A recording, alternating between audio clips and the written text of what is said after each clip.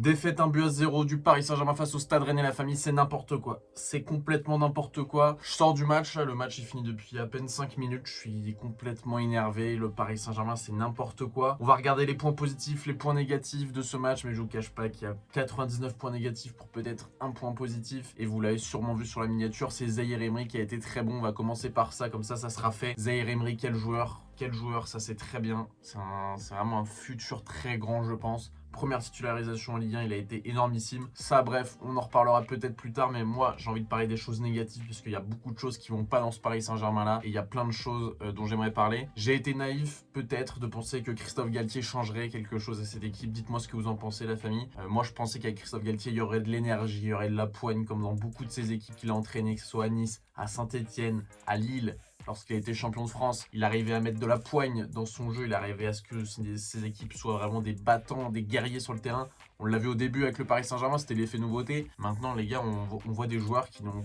pas envie de jouer. Si on enlève sur ce match Donnarumma, qui a été très très bon sans lui, on aurait pu prendre 2, 3, voire 4-0 si vraiment j'exagère peut-être le trait. On peut mettre Zaïre Emery qui a été excellent, c'est un gamin de 16 ans qui est le meilleur milieu de terrain de l'équipe.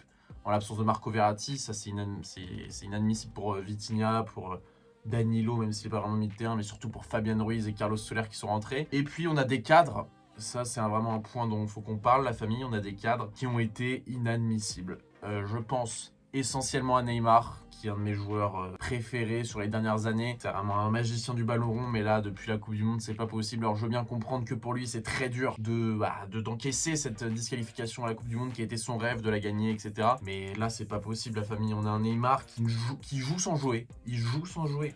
Je sais pas ce que vous en pensez, mais c'est inadmissible de voir un Neymar aussi nul. Et en plus, d'avoir un Christophe Galtier qui ne le sort pas et qui sort Hugo Ekitike, certes, qui était discret. Hugo Ekitike, c'était pas son meilleur match, on ne l'a pas beaucoup vu en tout cas, mais tu avais besoin d'un numéro 9. Quand tu perds 1-0, tu as besoin d'un numéro 9 qui peut traîner dans la surface, qui peut prendre des ballons de la tête ou faire des déviations. Et tu gardes Neymar. Alors on sait que Neymar, par un éclair de génie, il peut nous sauver un match, mais on connaît maintenant Neymar Junior, et quand il est dans des matchs comme ça, la famille, quand il est mauvais, quand il n'a pas la tête, on sent que mentalement, il a craqué. À chaque fois qu'il perdait le ballon, il faisait faute après.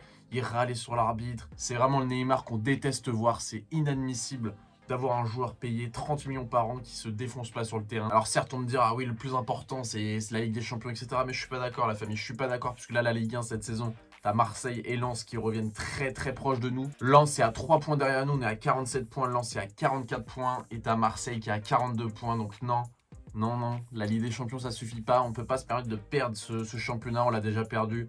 Pas la saison dernière, mais la saison d'avant. Sous Pochettino face à Lille de Galtier. Non, on a déjà perdu face à Lens il y a 10 jours. Oui, il y a 10 jours à peu près. Là, on perd face à Rennes. Non, à l'extérieur, le Paris Saint-Germain. Ça va être le nouveau point dont on va parler. C'est le Paris Saint-Germain à l'extérieur. Qu'est-ce qu'on est mauvais, la famille. Mais qu'est-ce qu'on est nul à l'extérieur.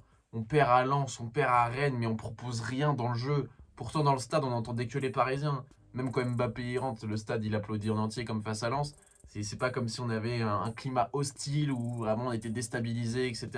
Où l'excuse marchait bien pour le Maccabi Haïfa. Là, on est dans un stade où on n'entend que nos supporters. On est presque à domicile. Je veux pas exagérer, je veux pas manquer de respect à tous les Rennais qui ont fait un super match, et on en parlera après. Mais on peut pas se permettre d'être à chaque fois, lorsqu'on joue à l'extérieur, comme ça, au bord de la rupture, On perd 1-0, mais on aurait pu se prendre une claque. Certes, le Stade Rennais, c'est une très belle équipe, c'est une de mes équipes favorites de Ligue 1, mais on est le Paris Saint-Germain, on est censé vouloir gagner la Ligue des Champions, la famille, gagner la Ligue des Champions.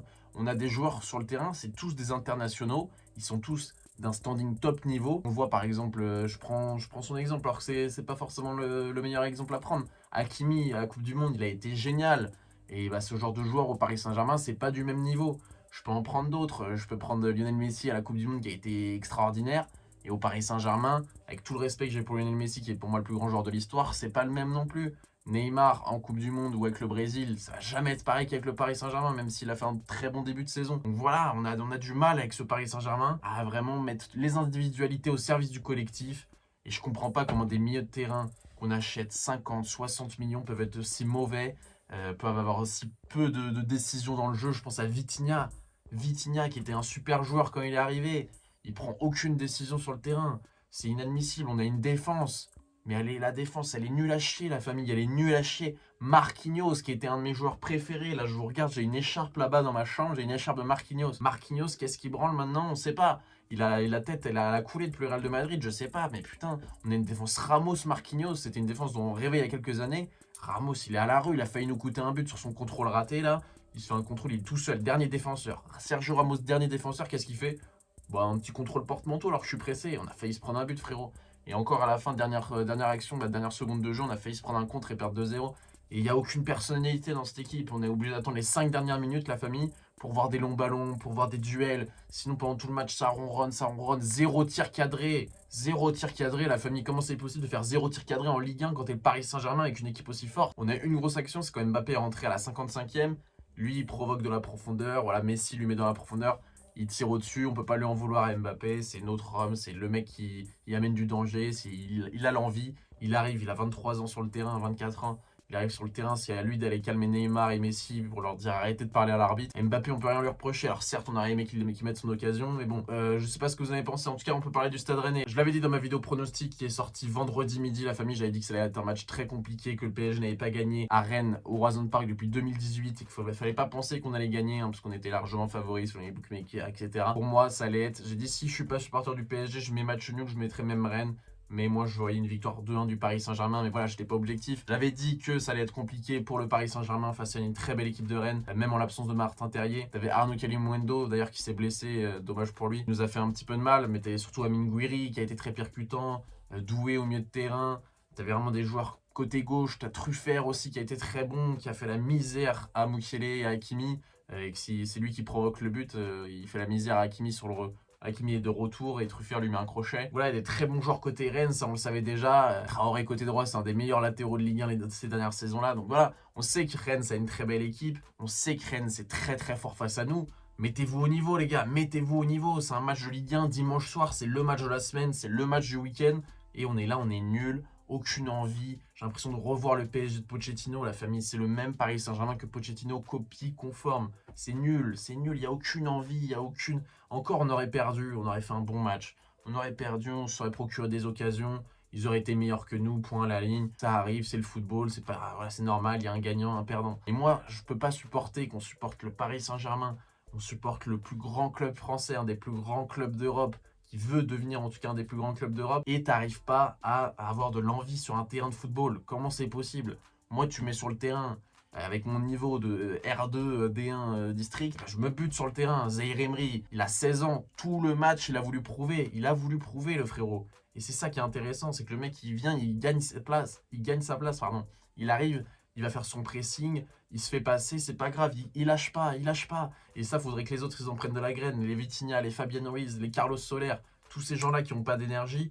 Et je mets aussi dans l'eau Neymar et Messi. Neymar et Messi, la famille, comment c'est possible? T'es deux des meilleurs joueurs du monde, t'arrives pas à dribbler un joueur face au Stade Rennais. Avec tout le respect que j'ai pour le Stade Rennais, Neymar, il a été horrible. Donc si je fais mes tops et mes flops, la famille, je mettrai en flop Neymar, numéro 1. Ça parce que c'est inadmissible d'être aussi mauvais lorsque tu t'appelles Neymar. Je mettrai Sergio Ramos et Marquinhos, voilà, pour résumer la défense, parce que défensivement, on a été atroce. Et en top, je mettrai Donnarumma. Forcément, il a été extraordinaire, Donnarumma. Il nous a permis de sauver le match, surtout en première mi-temps, de revenir à 0-0 à la mi-temps. Sans lui, ça aurait été une catastrophe. Zaïre Emery aussi, en top. Que voilà, comme je vous l'ai dit, il a été énorme, Zaïre Emery. Il nous a vraiment fait énormément de bien. Et j'espère qu'il a gagné sa place de titulaire ce soir, parce qu'en milieu de terrain, Zaïre Emery, Verratti, ou Zaïre Emery, Verratti, Vitinha ou Danilo.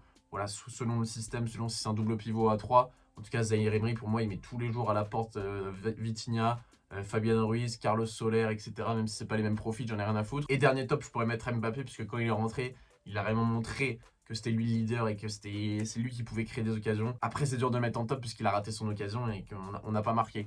Mais sinon, je pourrais mettre un top Rennais et je pourrais mettre le Désiré Doué, j'écorche pas son nom, qui est vraiment super milieu de terrain de 17 ans, qui est, quand je parlais avec les supporters du Stade Rennais, qui est très apprécié et ça se voit, qui est rempli de talent. Donc ça fait plaisir de voir des jeunes de Ligue 1 remplis de talent. T'avais lui face à Warren Zaïre Emery. Donc c'est plutôt sympa de voir ça quand même. Mais putain, dites-moi dans les commentaires ce que vous avez pensé de la prestation du Paris Saint-Germain à la famille. Moi je comprends pas. Je comprends pas comment tactiquement on peut être autant dépassé, physiquement autant dépassé et dans l'envie autant dépassé. Je comprends pas.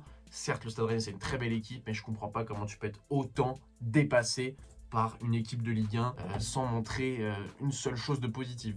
C'est inadmissible et j'espère que il y a des têtes qui vont tomber, qu'il va y avoir du changement. Le mercato n'est pas encore fermé, il reste 2 semaines, donc c'est peut-être le moment de ramener du sang neuf et de revitaliser cet effectif. Donc voilà la famille, c'était BR10, j'espère que cette vidéo vous aura fait plaisir, même si moi ça n'a pas été le cas. Je vais pas vous mentir que c'est pas le genre de vidéo que j'aime bien faire.